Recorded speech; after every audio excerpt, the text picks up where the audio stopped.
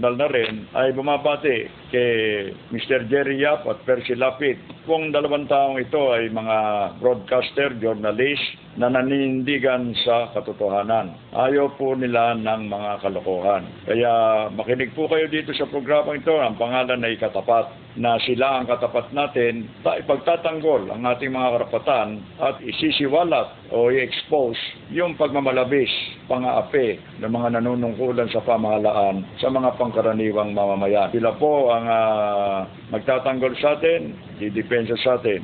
Kaya pakinggan po ninyo ang kanilang programa dito sa Radio DWBL magmula alas 11 ng gabi hanggang alas 12 ng hating gabi. Pakinggan po ninyo at masisiyahan kayo. Magandang umaga. Congratulations. Tagahara mo kami. Hindi mo lang nakuha. Matagal na kami nakikinig sa'yo. Kasi magandang programa mo. Bukod sa mayroong tinatalakay na tama sa bayan, mayroong humor. At bilib ako sa'yo. Kasi nung minsan, parang nagagalit yung babae sa'yo, pero hindi mo pinatulang, cool ka lang. Ang ganda ka, tina mo ka ako si Percy ka, magaling talaga ako. Talagang kaka ko, maganda ka makiharap sa tao. Congratulations, babati lang ako sa'yo at more power. Keep it up. Mga may init at napapanahong issue, bubusisiin, hahalukain at pupulsuhan nina Jerry Yap at Percy Lap sa programang Katapat. Matatalinong pananaw, matatalim na opinyon at komentaryo nina Jerry Yap at Percy Lap.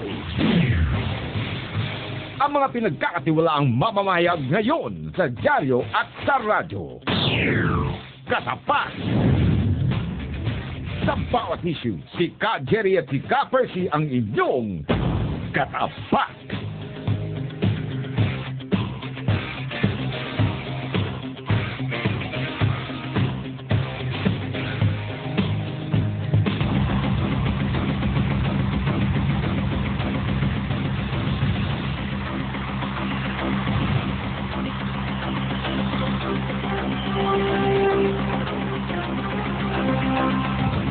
Magandang gabi po mga kaibigan. Ito po si Percy Lapid. Ito po si Rose Novenario. Ito po naman si Victor Tolastas. Ako po naman si Atong Ma. At ito po ang inyong lingkod, Jerry po. Kami po ang inyong Katapat. Paano kaya sasabihin pag kinakasal ngayon, ang sasabihin you may kiss the bride. Paano yun? Kung parehong lalaki po ang kinakasal. Ganun din. Kasi na-aprobahan na sa sa California pala, State of California, pinapayagan na pong ikasal ngayon ng same sex o magkaparehong sex. Halimbawa, lalaki sa kapwa lalaki, babae sa kapwa babae. Mga kaibigan, nagagalit naman yung mga religious organization. Siyempre, kasi lalo na kung Christian, Christian ang naka-base yung kanilang pananampalataya. Lalo na yung mga sarado katoliko. Hindi lang yun. Mas marami kasi sa Amerika, protestante. Kumpara sa katoliko. Basta yung mga naniniwala kay Kristo. Tsaka yung mga Mormons, mga ganyan. Tsaka kahit mga Buddhist talaga ito, hindi pa.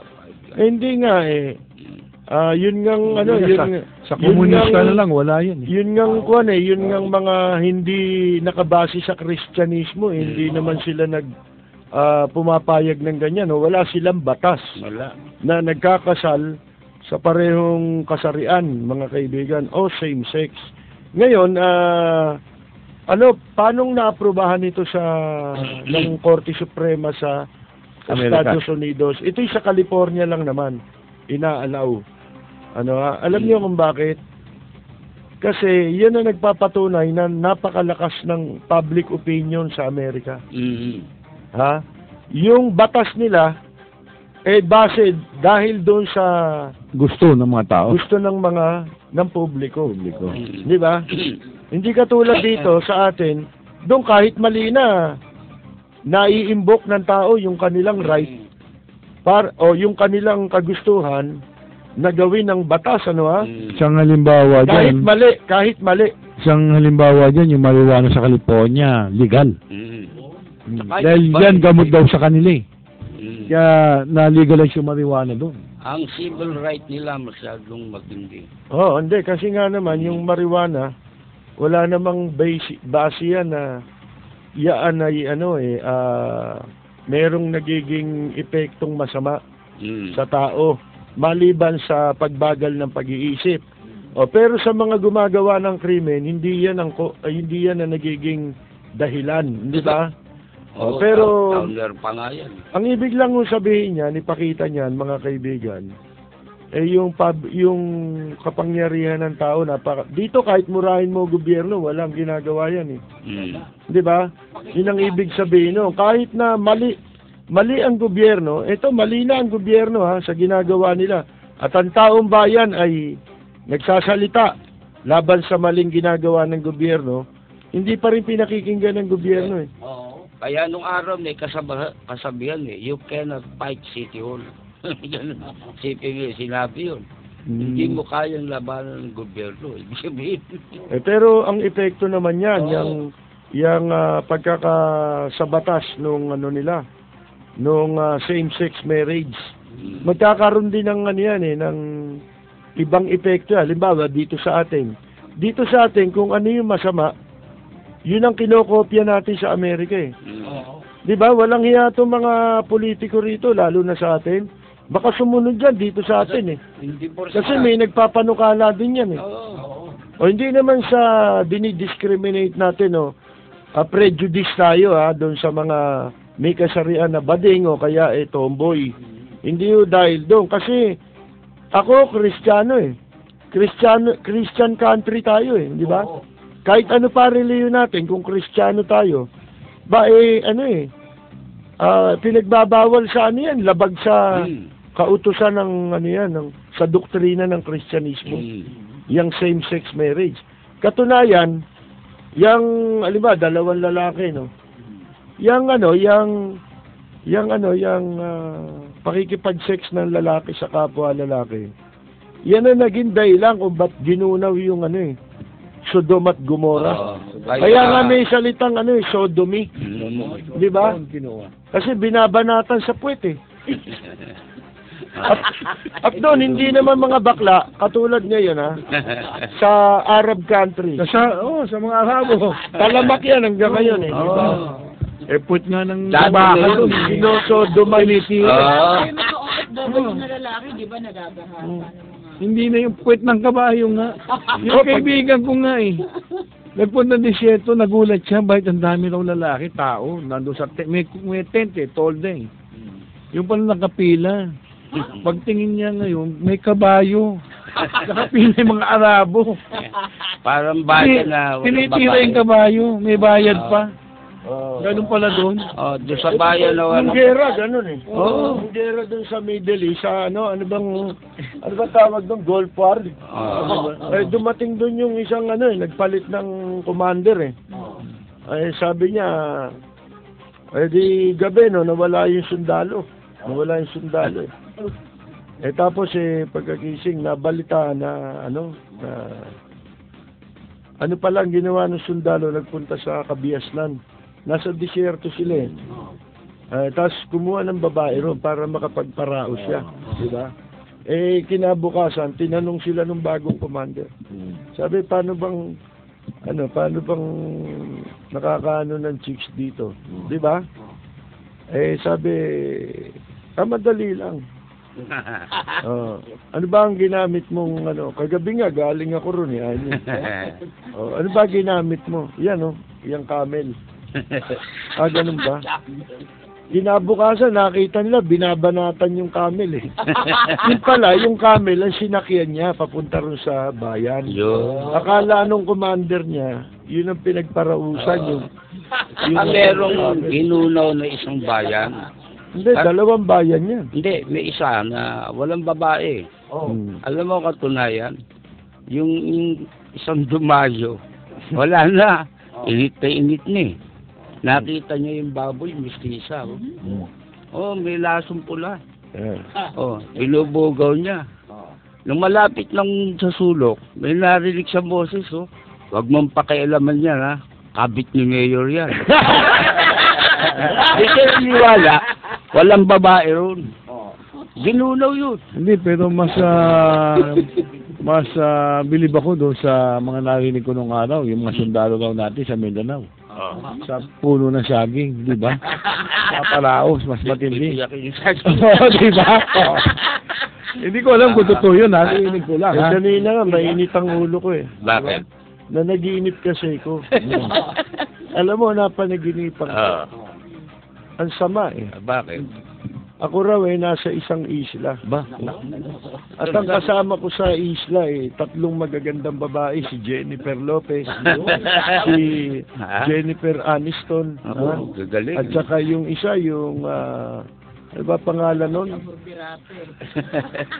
Hindi, yung isa pang napakagandang, singer, si Britney Spears. Oh, yeah. Tatlo, ha? 3 kasama ko. Pero, nabuwisit ako eh. Bakit? Oo, kasi, doon sa panaginip ko, babae rin ako. So, anong ginawa nyo? Wala. Kala ko nagpompiang kayo eh. Ano mangyayari nun? Babae rin ako. Kaya mga kaibigan, masama yung batas na yan. Hindi. Magkakaroon ng masamang epekto yan kasi lalo na dito sa atin lumalakas yung society ng mga third sex. Di ba? Ang katunayan tumatakbo party list pa nga eh. Na, Di ba? yung lang, di sila pinalad. Winalangyarin sila eh. Walang boto. Kung ako sa kanila, lulusubin ko si Brillantes. Gasay. Oo. Sip-sipin nila yan. Di ba? Hanggang sa matuyo. Hanggang matuyuan, ha? Oo. Hitikin nyo. Tignan ko. Di ba? Yan ang gawin dapat dyan eh. Oo. Hindi, pero ano yan eh. Di ba ginunaw nga yung Sodoma. at Gomorrah? Matandaan mo? Mm. Kaya nagkaroon ng sodomy tsaka gonorrhea. Oo. Sodom at Gomorrah eh. Oo. Di ba? Oo. Sodom Tama. at gonorrhea. Ganun ang nangyari doon eh. Ginunaw. Alam mo ba gaano kawalang tao nung araw na yon, nung mga panahon na yon? Di nag-utos ang Panginoon Diyos ng isang anghel Oo. para yung si Lot Lot. at saka yung kanyang pamilya ilabas doon. Kasi gugunawin ng Panginoon Diyos yun. Meron pa nga di ba may kamag-anak si Lot na lingkod ng Diyos din yun? Sino yun? Si Abraham ba? Si Abraham. O, kamag-anak ni Lot yan eh. Ngayon ito si Lot, nanalangin yan eh. Sabi niya, hinihiling niya, wag gunawin yung yung Sodom at Gomorrah. Ewan ko kung si Lot yung nanalangin, basta isa ro sa lingkod ng Diyos. Nakipagtalo pa eh. Si Moses yun. Si Moises Si ba? Moses yun. Buhay na ba si Moises nun? Hindi sabihin, hindi si Moses, si nanalangin. Yung isang patriarka. Kung meron ka niyang makitang 100, hindi mo ba gugunawin? Hindi daw. Hanggang sa lumit. Sabi ng Diyos eh, kung merong 100, di ba? Hindi ko gugunawin. Wala siya makitang 100. Hanggang sa bumaba eh. Hanggang sa 10 na lang eh. Sabi ng Diyos eh, sige, kung may 10 matino dyan, hindi ko itutuloy ang pag-unaw dyan. Di ba? Wala siya makita. Ang ginawa ng Diyos, nagpadala ng anghel. No, para tulungang ilabas ito si Lot tsaka yung pamilya niya. Alam mo ba yung anghel? Magandang lalaki. Magandang lalaki yan. Nung makita ng mga taga ron, ng mga kapitbahay ni Lot, gusto gasain. Oo, nung pumasok, kaya magulo eh. Hindi sila natahimik, di ba? Gustong pasukin yung bahay nila, pinapasok sila sa bahay. Para lang magahasa yung lalaki, ng mga lalaki, yung anghel. Sabi ni Lot, wag yan, ito na lang mga anak ko kasi may anak siyang 3 babae. Di ba? Ang sabi, wag niyong pakialaman yan, ito na lang mga babae. Ayaw! Gusto lalaki. Parang yung mga OFW natin babae dun sa Middle East ngayon, di ba? Oo.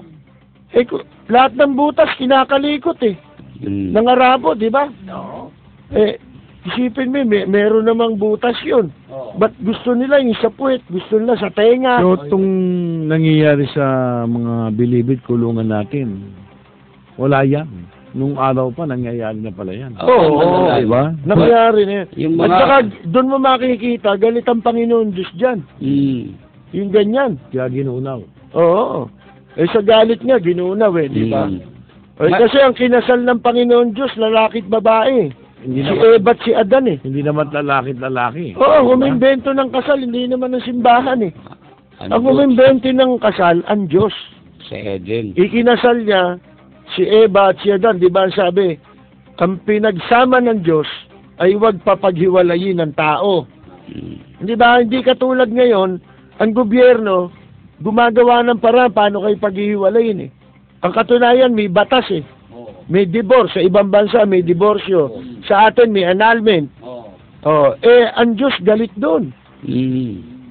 Kasi sabi niya, ang pinagsama ng Diyos, walang kapangyarihan o karapatan ng tao na paghiwalayin yun. Di ba? Mga kaibigan, ngayon, kakasal mo, pareho pang lalaki. Kaya, dinadayo ngayon ang California. Ang malibad-baran doon, yung magkakasal mismo. Oo. Baka dagukan kayo. Pag sinabi, you may kiss the bride, pag untugin mo, di ba? Maglilips to lips pa yun. Ano? Pero dito sa Baguio, nagkakasal ng same-sex. Saka dyan sa Ermita, meron din alam ko Ano yun? Seremonya lang yun.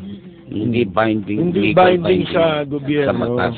Kasi wala naman tayong batas na Ang gano'n. pinag-usapan kasi dyan sa Amerika, hindi yung moral yung legal, yung civil right, masyadong bumasi doon ang Korte Suprema. Saan? Sa moral kasi bawal talaga sila masyadong naging legal. Hindi. Tsaka yung yung public opinion kasi. Public opinion, pangalawa. Hindi pangalawa yun ang una. Kaya kung tawagin, meron na legal separation, hindi sinasabing moral separation, immoral yun Anything that is immoral is illegal. Sabi Hindi, nga. merong legal Hindi, na immoral Hindi. Pag Kamukha ng sinabi legal mong separation. immoral, illegal yan. Oo, diba? pero merong legal na immoral Ginagawan legal. Oo, ginagawan legal. Ginagawa. Para sugal din yan diba? Gusto ni Erap, illegalize yung wedding.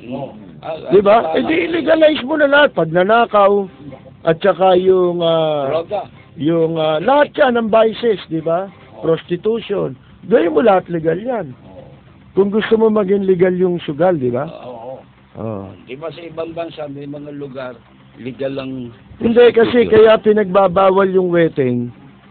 Ang winawalang yan ito yung maliliit na tao Binibigyan mo ng maling pag-asa itong mga tao, pero ang purpose mo, hut-hutan sila. Kunin mo lang yung pera nila. Hindi ba? Marami ba't mo gagawin legal yan? Hindi ba? Hindi malayo dito, may magpapanukala niyang ganyang gagaya dyan Alam mo naman tayo, gaya-gaya tayo. Wala yan, mga indikasyon na talagang gugunawin ng mundo Pasama na ng pasama, nabubulok na talagang moralidad. Ang punto ko lang dito, yung yung kapangyarihan ng tao. Hindi ba? Na naiimbok nila yung gusto nila. At siyang ginagawa ng gobyerno o ng batas doon sa kanilang mga bansa. Hindi katulad dito sa atin, wala. Ang panawagan dito, binabaliwala Di ba? Kahit na mali ang gobyerno. Pero may babalita ako sa inyo. Sayang wala dito si Jograd. Sasampahan na pala ng kaso sa Sandigan Bayan itong mga damuhong opisyal ng IBC Channel 13. Mga kaibigan, kung matatandaan ninyo, ang inyong lingkod po nag-file ng kasong ito last year, nung isang taon. Dahil sa pagpasok nitong Channel 13, ng mga opisyal ng Channel 13, at saka ni Regis Romero, sa isang kasunduan na disadvantageous sa gobyerno, mga kaibigan. At itong kontratang ito, kung tawagin ay Joint Venture Agreement, ito po mga kaibigan ay napirmahan sa panahon na ipinagbabawal na po sa gobyerno o mga opisyal ng gobyerno na pumasok sa anumang kasunduan. Kung tawagin nila yun ay midnight deal. Yun. At yan po, pagka panahon ng election period, dyan po umiiral yung batas na yan, yung tinatawag na election ban. Di ba? Mga kaibigan, ito ho. Kasi nung pinirma nito, pababa na si Gloria, 2010. Ang eleksyon ng 2010 ay Mayo. Pero, pinirma nito Marso. Sa madalit sabi, Malapit lang. nandoon na siya covered na siya ng tinatawag na election ban. Ngayon, ito ho, pinasasagot na sa galit na galit daw si Juan dito. Nabasa ko nga sa isang pahayagan yan eh. Pinasasagot sila, yung mga dating opisyal, si Jose Javier, dating Chief Executive ng IBC Channel 13, Joselito Yabut, mga kaibigan, former chairman of the board ng IBC 13, Sino pa? Conrado Doding Daga Limcauco. Limcauco. Di ba? Di ba si Doding Daga ito? Dodi Limcauco, di ba? Tamasa ng gusto yan, panahon ni Jimmy. At ito ang pumirma, itong hayop nito ng by authority of the President doon sa joint venture agreement. Kukwento ko sa inyo, ito mga kaibigan, hindi ko naman alam ito nabasa ko lang ito sa periodiko. Nung mabasa ko ito sa periodiko, meron tayong listener doon sa kabilang istasyon na tumawag sa akin at gusto niya makipagkita para lamang mabigyan niya ako ng additional information tungkol dito sa illegal na bentahan nitong Channel 13 at saka ni Regis Romero. Na patunayan meron pang kawalang ang ibang mga ginawa si Regis Romero, di ba? Ito yung taong nangungontrata sa gobyerno. Di ba yung Smoky Mountain? No, yun. Kung matanda ninyo, lintik na kawalang yan na nangyari po dyan, mga kaibigan. Walang naipatayong housing yan Di ba? Yung Nakuha niya yung North Harbor, isipin mo. Binigay sa kanya, development sa North Harbor. ang kapalit, ipagtatayo niya ng bahay, yung mga squatter na tinanggal doon sa Smoky Mountain. Hindi niya pinagtayo yun Port. Gaano katagal na niyang pinagkakamalan yung pong Harbor Center. Tinayo niya. Yung Arastre, di ba? Arastre. Wala naman siyang dinevelop dyan. Ang kapalit dyan, i-develop niya yung North Harbor Hindi naman na-develop yung North Harbor. lang ang puhunan, tubong lugaw na. Oo. Mga kaibigan, pagkatapos, nabalitaan nga natin ito. So, nakipag-usap sa atin yung tao. Ibinigay sa atin lahat ng mga dokumento na may kaugnayan dito sa Channel 13. Yung tao, in fairness, hindi niya alam na ako magpapile ng kaso nung mahawakan ko yung dokumento. Kasi yun nga sinasabi ko sa'yo, di ba yung TCIJ, humahawak sila ng dokumento. Kumpleto pala dokumento nyo, ba't hindi kayo nagpapile ng kaso? Yun ang sinasabi ko Natatapos yung responsibilidad mo bilang isang media man sa pag-expose, pero yung responsibilidad mo bilang isang mamamayan, nag-uumpisa naman. Hindi ba? Sa sandaling hawak mo na yun. Kasi mas malaki maitutulong mo kung masasampahan at mapapanagot itong mga taong tumatampalasan sa taong bayan at sa gobyerno natin. Kasi itong kontratang ito, mga kaibigan, pag sinabi mong disadvantageous sa gobyerno, disadvantageous siya sa mamamayan. Dahil ang gobyerno, pera ng mamamayan yan, kung property ng gobyerno, property ng taong bayan yan. Yun po. Kaya nag-file tayo ng kaso dyan. At ito naman, hindi na, ako nga, sa totoo lang, nawala na ng pag-asa rito Akala ko hindi umuusad ito. Hindi naman, 1 taon pa lang naman. Nauna lang ito doon sa kaso ni Isko Moreno, na iba naman na nag-file. Di ba? Ito, kasama ko si Jogra doon Nung i-file ko ang kasong ito, kasama ko si Lollipop. Kasama ka ba noon? Hindi kaya ta nakasama. Puwera ka pa nun mga kaibigan. Kaya, ito, pakonsuelo lang sa atin ito. Di ba? Although, ayaw nilang babanggitin ang pangalan natin na rito, di ba, na tayo nag-file ng kaso, eh, di bali yun. Kasi hindi naman yun ang importante.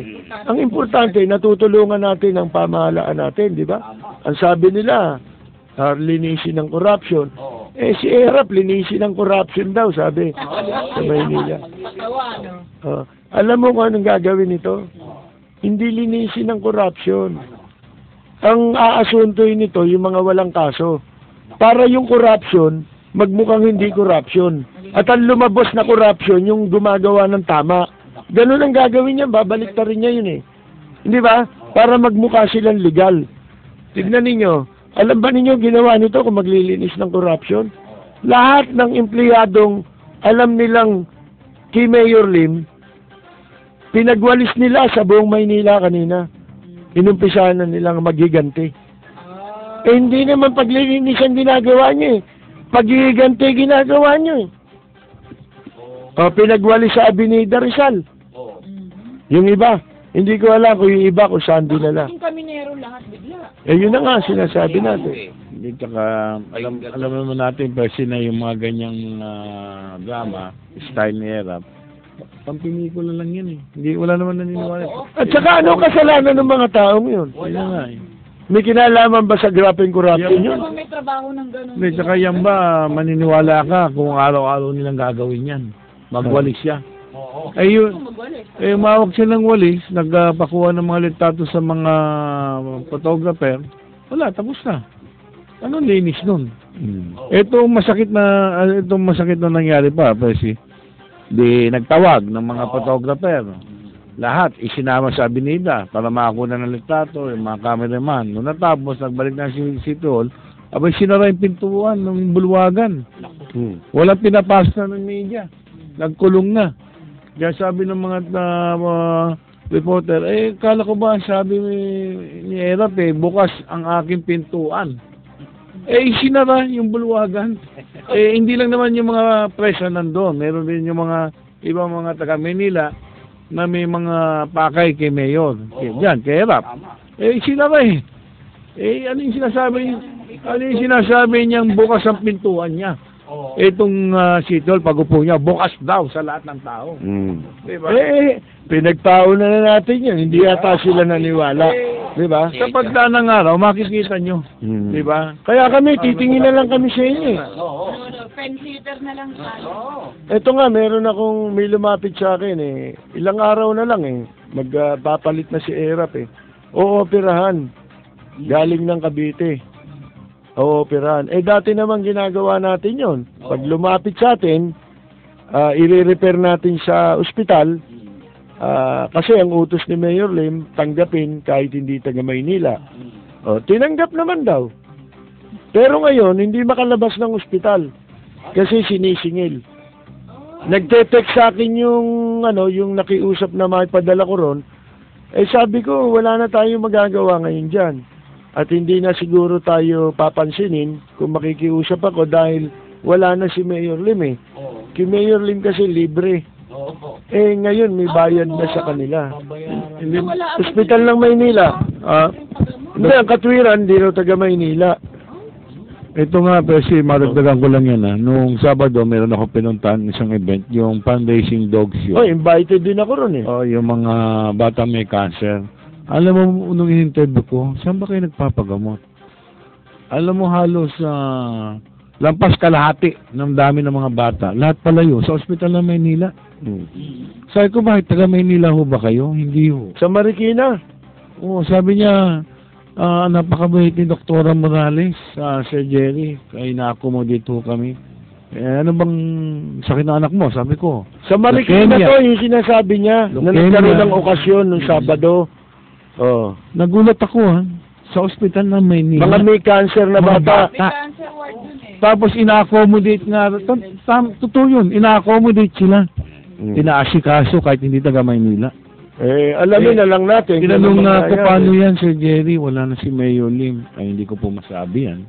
Dahil iba na po ang magiging mayor ng Maynila. Tingnan po natin, sabi ko.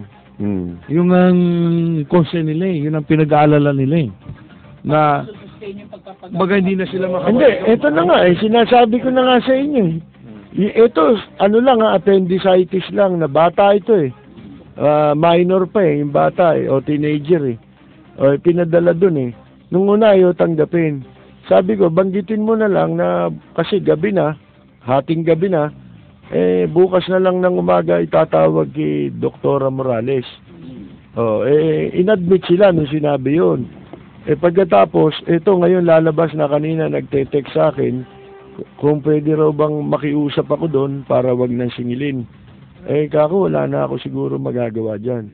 Hindi na tayo pakikinggan yan. Kahit si Doktora Morales pa yan, mag-iiba na yan. Hindi, tsaka tali na ang kamay niyan. Oo. Hindi na sila basta makapag-desisyon. Alam mo naman ngayon, baka magkamali siya, pag-initan siya.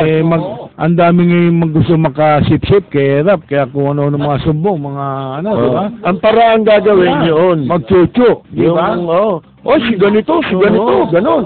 Para yun ang gagamitin nilang opening na kunyari loyal sila kay Erap. Kasi wala silang magagamit eh. Unang-una, si Erap nanalo, hindi naman dahil sa kanilang lahat eh. Kahit sa mga nakapaligid na hinduropot na yan eh.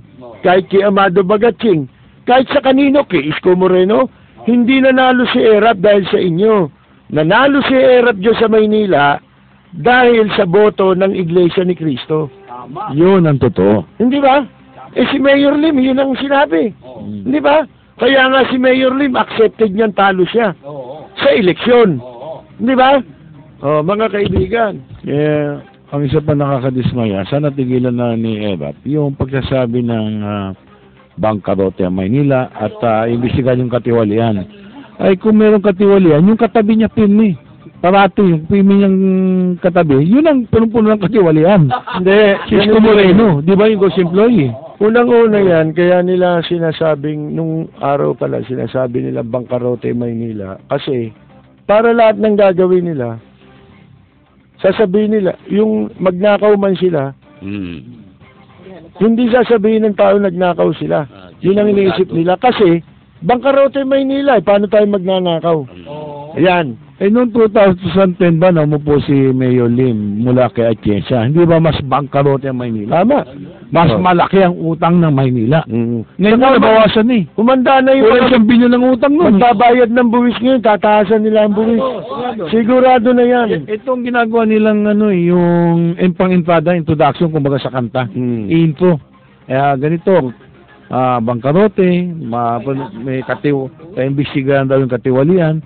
Sino ba may katiwalian dyan itong mga nakaraang taon? Di ba yung ghost employee ni Isko Moreno? Di ba? At saka nag-aaway na raw si Isko Moreno, si Ali Atienza. Kasi raw si Ali Atienza hindi yata binigyan ng opisina ni Isko Moreno.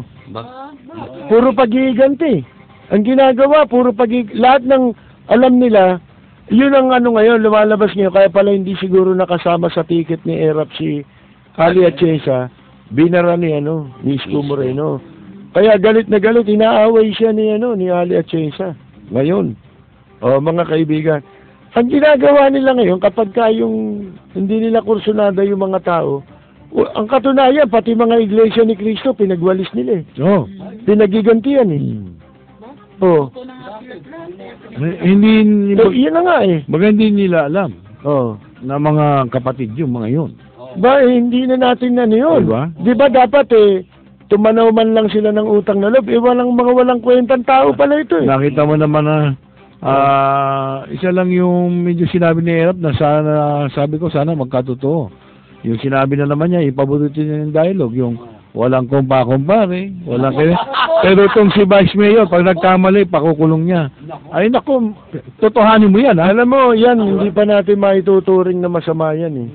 Alam mo kung ano pinakamasamang inumpisa ni Erap? Yung gamitin niya pangalan ni Mandela, ni Suki, Ibrahim. Hindi, di ba si Ibrahim, pareho sila nun eh. Walang hiya talaga yun. Nagpapanggap lang na matino yun, na kunyari, opposition, kunyari, Saka si Ninoy Aquino, mga convicted daw sila. Si Mandela, si Suki, tsaka si Ninoy, nakulong yan, ang kaso niyan political. si Ibrahim, Anwar Ibrahim ng Malaysia, sodomy ang kaso niyan. Criminal. Sodomy. Criminal case. Yung galitan Diyos doon, di ba? Mm. Kanina lang pinag-uusapan natin eh. Di ba? Mm. Kaya siya nakulong, bawal sa kanila yun dahil Muslim country sila eh. Di ba? Bawal yan eh. Yung meron siyang sinodomize, yung driver niya yata o security niya. Nagreklamo. Oh, hindi siya nakulong dahil sa corruption. Hindi siya dahil sa political Oh, offense. walang may kinalaman ito sa kababuyan. Yun. Sa moral turpitude yan. Oh, yun pwede niyang gamitin yun. Di ba? Pero kung ako si Noynoy Aquino, ba't ako papayag na ginagamit mo yung tatay ko? Di ba?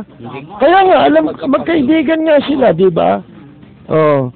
Nung presidente siya, yan ang unang mga nagpunta rito sa kanya, di ba? Oh, mga kaibigan. Yung pwede niyang gayahin yun. Eh si Erap ay sinodomize nito, isang bayan ng Pilipino eh. Di ba? Buti pa nga, mas marangal pa nga sa kanya si Anwar Ibrahim eh. Ang sinodomize nito, isa lang eh. Kaya nakulong yan eh. Mga kaibigan eh. Eh si Erap, lahat tayo sinodomize nito eh. Di ba? Ano tawag mo rin sa ginawa niyang plunder? Di ba? Eh bakit pumapayag si Noynoy Aquino na gamitin yung pangalan ng tatay niya, babuyin? Ano ibig mo sabihin? Mandarambong si Ninoy. Oo. Di ba? Hindi tumikibo eh. Nagsasalita ng parang hindi iniisip. Oo. Tinutulad yung sarili. Hindi, pinagpipilitan niya na itong pagpupo niya sa Maynila, paglanggas sa pangalan niya. Sabi ko nga sa iyo, hindi mo mababago ang katotohanan. Kasi, hindi naman sambayan ng Pilipino ang humatol sa iyo eh. Di ba?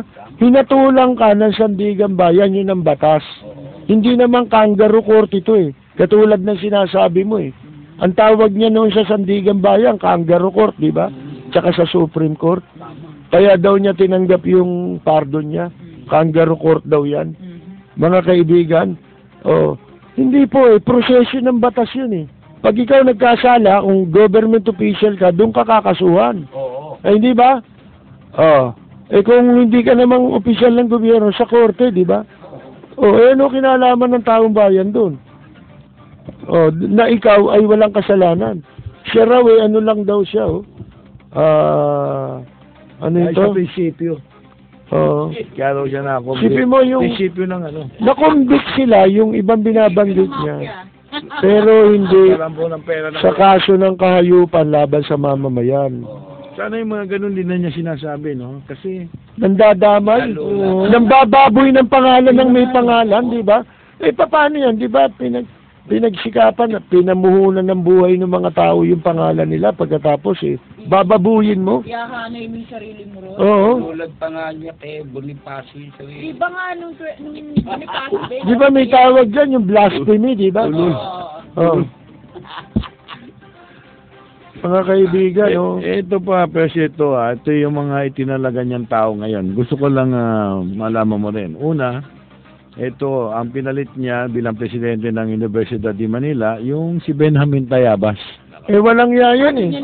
Ganun ba? May kaso yan eh. BLM dati. Di ba doktor to, Benjamin Tayabas? Paano niya Atienza to? May kaso yan. Hanggang ngayon may kaso yan sa ombudsman. Nakasampa. Lahat ng kasama niyang Board of Regents, kasama si Fred Gabot, may kaso yan sa ombudsman. Kasi nagnakaw sila sa PLM. Alam mo, isang ginawa niyang hayop na si Tayabas na yan. Pinamigay na yung diploma, ginawang diploma yung Ayan yung binulgan mo, yung masteral. Masturbate. Masturbate sila. Sila nag-masturbate din. Doctorate, pinamimigay nila yon dahil pinangkakamot ni Atienza nung araw sa likod ng mga gusto niyang kunan ng pabor.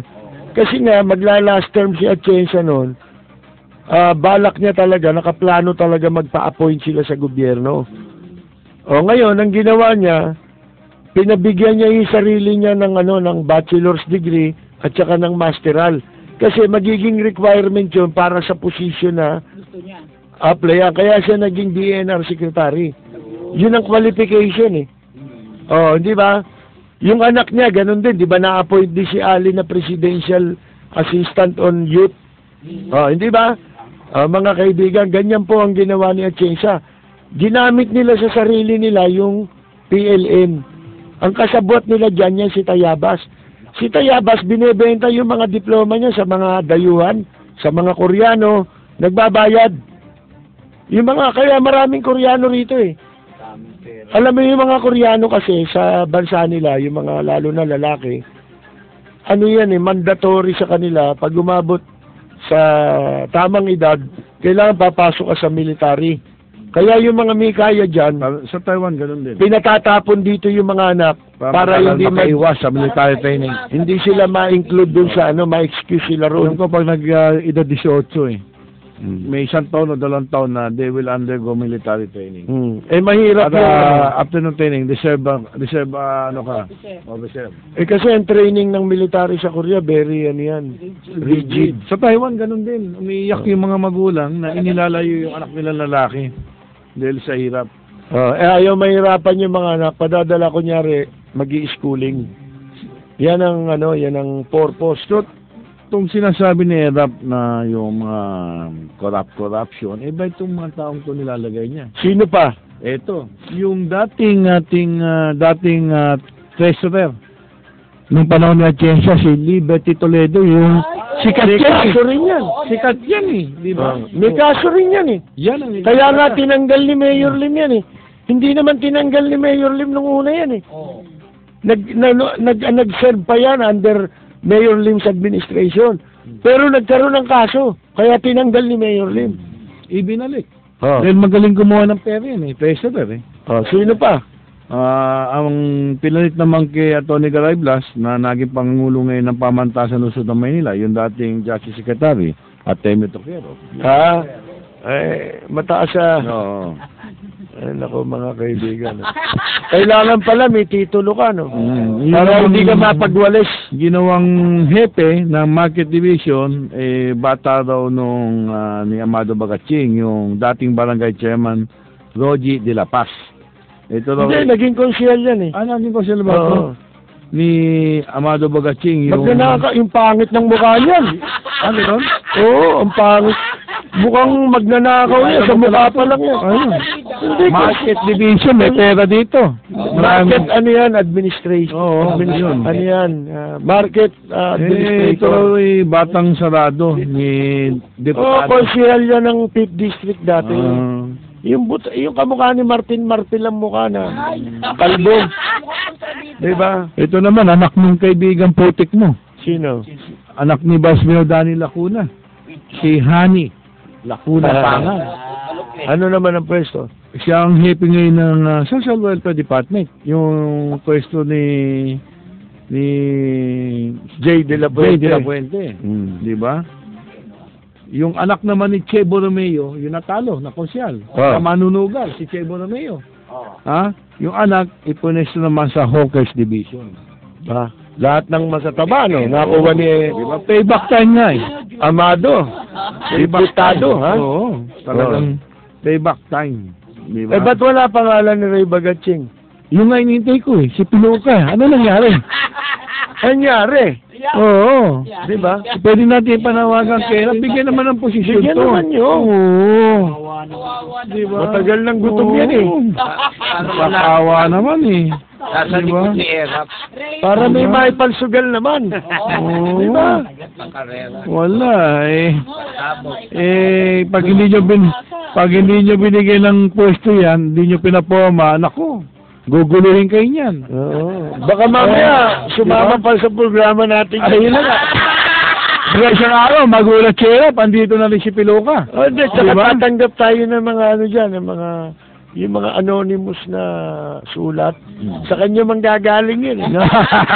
Tungkol sa nangyayaring kawalang... Siya magaling gumawa ng mga ganyan eh. Hindi.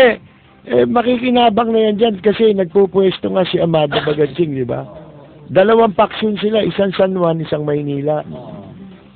Ito nga, ito. Dahil pinagmamalaki ni Amado Bagaching, siya nagpanalo kay Erap. Gago! Ang nagpanalo kay Erap, Iglesia. Di ba? Hindi kayo. Mga hinduropot kayo. Di ba? Ito nga, yung email sa akin ng isang reporter, tinalo pa ang higpit sa Malacanang. Maging ang mga media men mula sa iba-ibang premiadong TV network, news reporter, photographer, na nakadisplay nung i-cover ang mga ahensya ng gobyerno sa Mayan, lalo naman nila si Tol, ay nahirapan sa pagpasok sa loob. Bakit Isinarado pa kayong naalala? yun na nga. Kasi masyado kayong double standard kayo. Yan, napapala ninyo. Isinarado daw. Premiado kasi. Oh. Pinagsara sila ng pito ni Erap, di ba? Doon sa Bulwagan. No? Kailangan pa kaming umikot sa likod. Subalit inarang kami. Pinaghintay ng oras at Buti hindi nga sa inyo. pinapasok Kasi hindi kayo ng mga tauhan. Di ba? Tama lang yan. Matapos daw Maranasan silang isama ni Erap sa Avenida. Pagbalik din, inichapuera na sila. Buti nga Ay, sa nako. inyo, di ba? Hindi ba siya, hindi naman, naabutan naman yata kayo eh. Tingin ko, andun si Pwede Ramos, andun yung pagador. Oo. Si Pwede yung taga-ano Ito naman naabutan naman kayo para reklamo nyo, yun lang naman iniintay nyo. Nakita mo naman Diba? yung press con kanina ni Erap, yung may sintang polis ba? Ba, si Pwede Ramos pa nagpapakita ng baril, di ba? Oo, di ba? Kung tutuusin mo mas kriminal si Perdi rin. Diba? Kasi ito, wanted sa Amerika to Alam mo yung araw yan, nahuli yan NBI pa si Mayor Lim Nahuli yan sila Ito si Perdi Ramos pala, ang papel niyan, tungkol sa heroin heroin. Yung golf bag, nanggagaling ng Thailand. May mga laman na yun, heroin, kargado. Ngayon, ito si Perdi Ramos, ang courier, papuntang Amerika. Kaya doon siya nilitis. Nilitis yung kaso niya ron kahit nandito siya. Mga kaibigan, kasi may mga nahuling mga conduit niya ron sa Amerika. So yan, bali yan, wanted sa Amerika yan. Si Perdi Ramos. Kasama na yan. Pare-pareho na sila. Hindi makapunta ng Amerika pala yan. Hindi makakapunta yan. Makakapunta siguro iba pangalan niya. Di ba? Gagamit siya ng ibang pangalan. Pero pagka nalamang nandun siya, dadakmain yan. Di ba? Droga kaso niya, heroin. Mabuti, yung iba nga, cocaine lang Ito, heroin. Mga kaibigan. Heroin. Di ba? Yan yung top of the line. Oo, mga kaibigan. Heroin. Ala ko ba sabi sa atin, wala naman siya ron. Sinungaling pa kaya sabi ko siya, tell it to the Marines. Di ba sabi ko dito, nung ikwento namin sa inyo, tell it to the Marines. Nag-ready Naman Perdi gusto mo pa palabasing hindi ka suwapang, inuklukan ka na suwapang, gago. Kilala kita, hayop ka. Kaya nga nung nahawakan nila yung journal na, talagang ginasa nila. Nagnakaw kayo ron Oo, diba? Pinagnakawan ninyo yung, sabi. hanggang ngayon, kaya ngayon, walang mga sweldo yung mga tao ron Dahil sa pinagawa nila sila lahat ang nagnakaw ng pera Ito mga kaibigan, hindi tumuloy daw si Binay na makapunta sa China dahil siya po ay tinanggihan na na i-accommodate doon hindi siya tatanggapin doon sabi raw ng Ministry of Foreign Affairs ng China sinabihan siya na huwag ka nang pumunta ngayon. Long timing. Long timing. Hindi ito ang panahon na para ka pumunta ron. Oo, dahil meron tayong issue pinag-uusapan ang plano niya sa pagpunta ron, itong pakiusapan yung gobyerno ng China na hindi na ituloy yung pagbitay ng nakatakdang bitaying Pilipina. Bukas na po ito dahil po sa kaso na naman ng pagdadala ng droga. Nagtataka lang ako dyan. Percy. Para si Perdi. Buti wala pang drug mule nung araw. Sila ang unang drug mule. Sila yun. Wala pa. Si Perdi, nag-ala Perdi Ramos po yan. At nahuli naman sa China. Nagtataka lang ako dito sa ating gobyerno. Pag yung isang linggo na lang o isang buwan bago bitayin yung kababayan natin, tsaka sila nagkukumahog. 2 taon na nakakulong sa China yan. Saka hindi lang yan naman nakakulong sa China na drug mule. Ang dami niyan. Hindi pa yon. Mga drug Eh bakit mo ipapakiusap ang isang gumawa ng krimen? Oo. Tsaka itong babaeng to, 18 beses na pala naglabas pa sa China. Hindi ba tayo nahihiya? Hindi isang beses, ha? May nagsulat na kolumn niya. Para bang 18 gusto beses. nating baguhin nila yung batas nila at bigyan ng konsiderasyon yung iba. Diyan nagsisimula yung pag-iral ng hindi makatarong ang batas. Kaya nga, di ang gawin natin, yung mga Chinese na nahuli natin, di bitahin din natin. Di ba?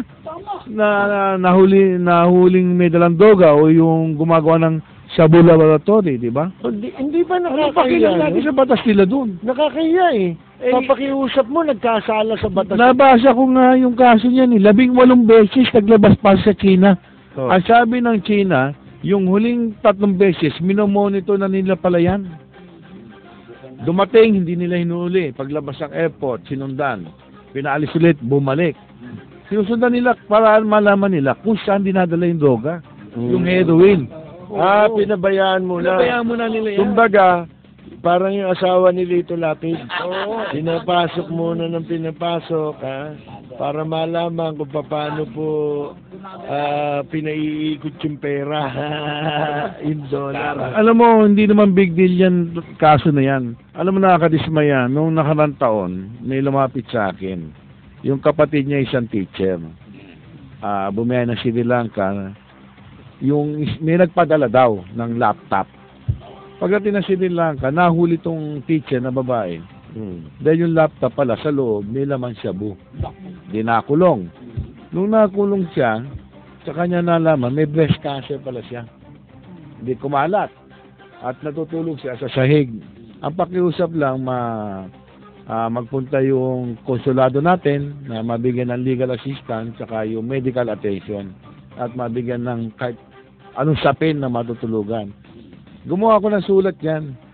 Sinulatan ko Office of the Vice President, Secretary ng Foreign Affairs, Office of the President, pati si Senator Manny Villar.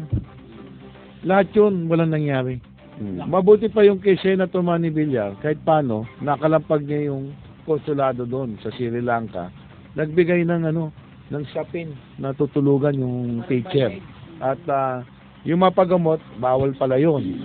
Nagdala lang ata ng doktor doon, nabigyan ng gamot. The rest, hindi ko na alam Kung dito yun, bibigyan na ng human consideration. Hindi ko alam kung ano na nangyari doon. Di ba? Pero yung... Pero kita mo, iba ang batas nila. Bakit hindi natin magawang irespeto yun? Yung batas na yun. Paano? Ginagamit ito. Ginagamit nila yan eh. Pantakip sa mga issue ng gobyerno, laban sa gobyerno. Tignan mo to si Binay. Ano ba pwesto ni Binay? Siya raw ang Presidential Advisor on Overseas Filipino Workers Concerns. Wala naman ako nakitang ginawa si Binay para sa OFW. Kundi ito. Puro grant funding. Kundi puro taga hatid ng sulat. Para pakikiusap yung mga bibitayin, wag ituloy. Hindi po pwede yan. Akala nyo ba nakakatulong kayo niyan? Nakakasama yan lalo. Alam mo kung Pangulo ng bansang ito, hindi ko gagawin yan. Oo. Diba? Talaga ngayon nagkasala kayo sa ibang bansa, yun ang batas nila, tanggapin natin ang parusa. Oo. Ngayon dito sa bansa natin may dayuhan. Na ganyan din ang ginawang krimen, di ba? Drug trafficking, di ba?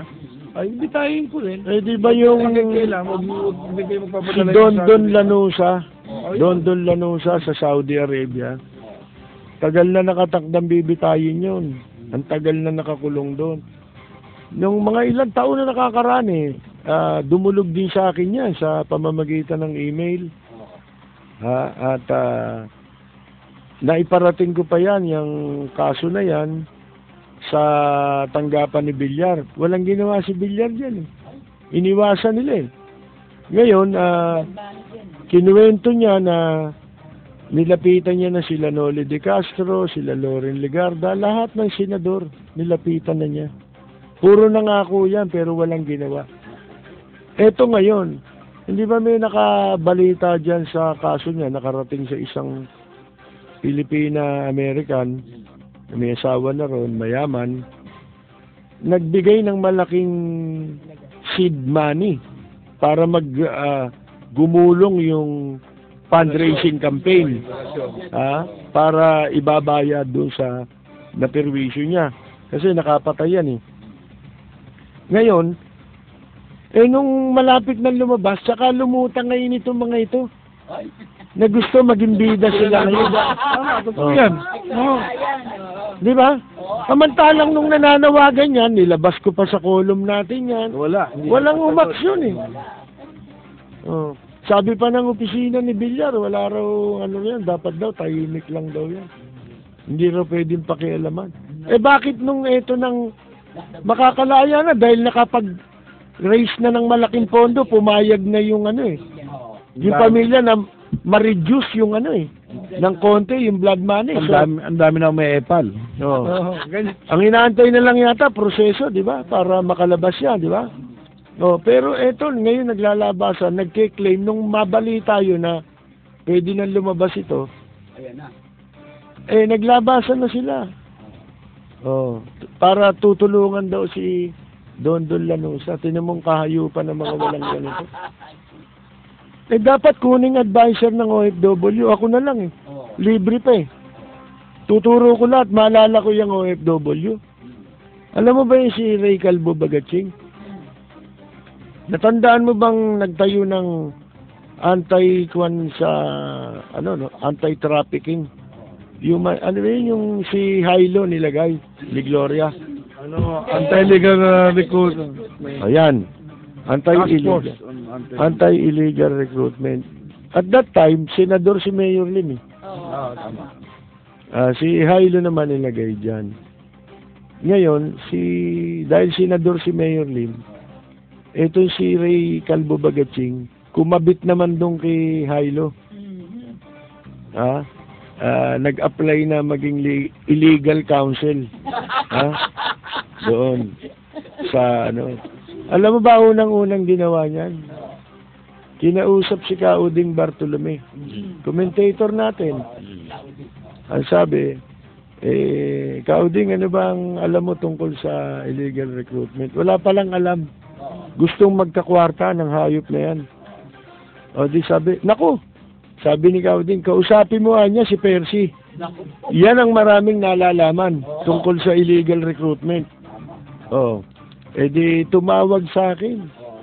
Sabi, Anya, paano ba tayong, pwede mo bang ipaliwanag sa akin yung mga tungkol sa illegal recruitment para mapahuli natin yung mga yan? Pahuli.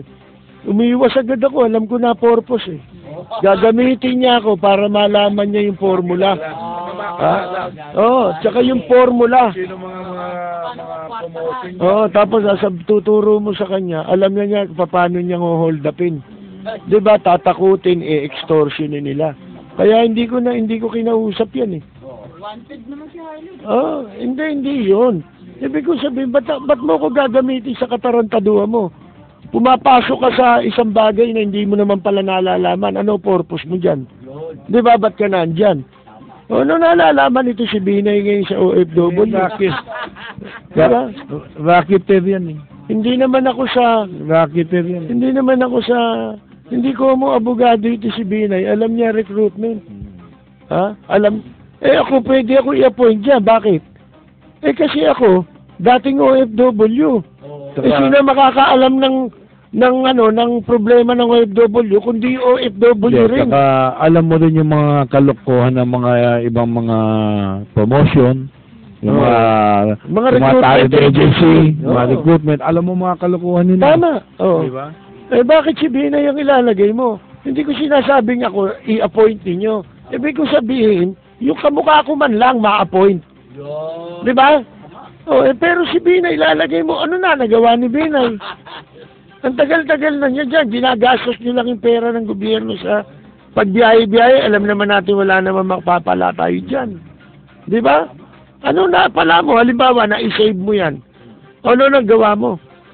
May na-accomplish ka ba ron? Sisikat ba tayo dyan? Ikakarangal ba natin Hindi, meron yan? bang naidulot na mabuti yun? Yun na nga. Ano para sa isang tao? Ikararangal ba natin yan? Dapat Bakaso ah. dapat i-advise mo ngayon ng gobyerno, yung ginagawa ninyo, yung nasa OWA, mga hayop na yan. Ako di lang ba? eh. Pag may lumapit sa akin na nakulong, na problema ay droga, wala, hindi ko na kinakausap yan. Ikaw, pasensya ho. Hindi ako nakikilan sa mga ganyang. Basta mga drug-related case, hindi po kami nakikilan. Mahirap magpapasok dyan eh. Di ba? Kasi ni Bina, yung mga biktima ng sex abuse. Oo, Tama. Yun. Oo. Bakit ka nang inasikaso niya? Paano nga, hindi niya naintindihan ang Ano issue. yan? Hopeless. Hindi niya alam yung mga punot dulo niyan eh. Mahirap po yan. Kung ako si Presidente Noynoy, tanggalin mo na yung titulong yan kay, bigay mo na lang yung iba. Ewan ko, bakit yung ating mga... Di ba, hawak niya na yung housing. Bakit kailangan pati yung OFW? Wala naman siyang karanasan dyan. Tsaka, Di ba? hindi ba, Mukha lang siyang OFW, pero... ba't ba gusto nila yung nasusupalpal sila na ibang bansa? Di ba? Hindi, pag tinignan mo naman, OFW. Diba? Kulay OFW eh. Yun ang sasagot naman sa atin ni Pinoy. Ba, hindi, wala nga siyang karanasan. Pero tignan mo naman si Binay. Mukhang OFW. Hindi, yan lang ang bakit ba itong ating gobyerno, ang hilig natin, gusto-gusto natin na susupalpal tayo ng ibang bansa. Di ba? Hindi mo nakita yan, ikalawang pinakamataas na posisyon o opisyal ng ating bansa. Yung sinupalpal ng bansang China. Sabi ng China, huwag kang pupunta dito. Punta dito. So, hindi itong oras. Wrong timing kayo. Hindi natin dapat pag-usapan yan. Tsaka wala kayong pag-uusapan yan eh. Gumagawa lang kayo ng pag-uusapan. Meron na tayong wala namang problema sa bansang pag-uusapan. China eh. Yung sa territorial nga eh. Oo. Di ba? Tapos ipapasok mo ito. Tsaka tapos na yung role ng gobyerno natin para doon sa bibitayin. Yun na lang sinasabi ko, 2 taon nakakulong yan. Hindi nyo inasikaso. Doon siya entitled siya na nahuli siya sa mga legal assistance, yung mga legal advice, di ba? Mga ganun lang eh. Yun lang magagawa mo ron eh. Ano pa magagawa mo ron? Kompleto pala sa ebidensya.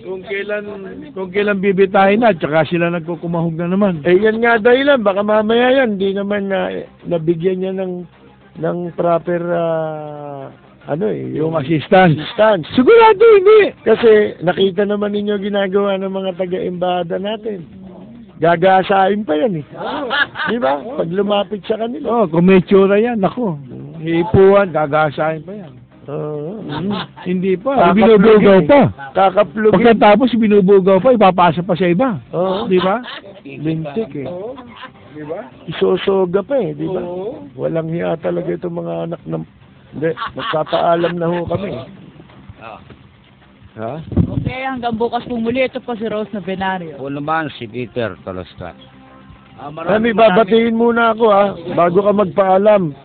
Babatiin ko muna yung Rodriguez family na laging nakikinig sa atin, no? Mga kaibigan, sa Bulacan po ito eh. Binabati po natin si Nanay Catalina, mga kaibigan. Remily, Saldi, JP, si Pe, si Nika, si Bernadette, Jaime at saka si Rene Rodriguez, birthday nga pala niya, no? Happy birthday. Si Vita. Ayan, binabati po natin. Bukas ulitin natin ang pagbati, Tsaka dun sa nanay ni ni Dana. Nakalimutan natin batiin nung Biyernes, binabati po namin mga kaibigan sandali lang, hanapin ko lang yun. Sinong Dina? Dana, ka-Facebook ko to eh. Nakikinig sa atin yung mother niya. Ayan, ang pangalan po ay si Ginang Helen Taroha. Ayan. Helen Taroha. Maraming salamat sa pakikinig. Bukas ulitin na lang natin Oo. ang pagbati. Pasensya na ho kahit na late. Sige, paalam ka na atong. Maraming salamat po sa lahat po ng tumutok dito sa Katapat ni Jerry Yap at ni Percy Lapid. Ito po si atong ma'am, mabuhay po kayo. Muli po, maraming salamat sa pakikinig at pagtutok sa aming programang Katapat. At ugaliin din po niyong magbasa o bumili ng aming pahayagan na hataw at mababasa po nyo doon ang column ni Percy Lapid at ang column po na inyong lingkod. At hiniling ko rin sa mga taga Manila na magdasal lang po kayo. Ito po naman si Percy Lapid, nakalimutan natin, bukas na lang. Yung sinulat ni former Chief Justice Artemio Panganiban tungkol dyan sa kaso ni Erap ho. Mga kaibigan, ito po si Percy Lapid, kami po ay magbabalik bukas sa ganito ring oras timpilan. Maraming salamat at magandang yumaga! Vice President Binay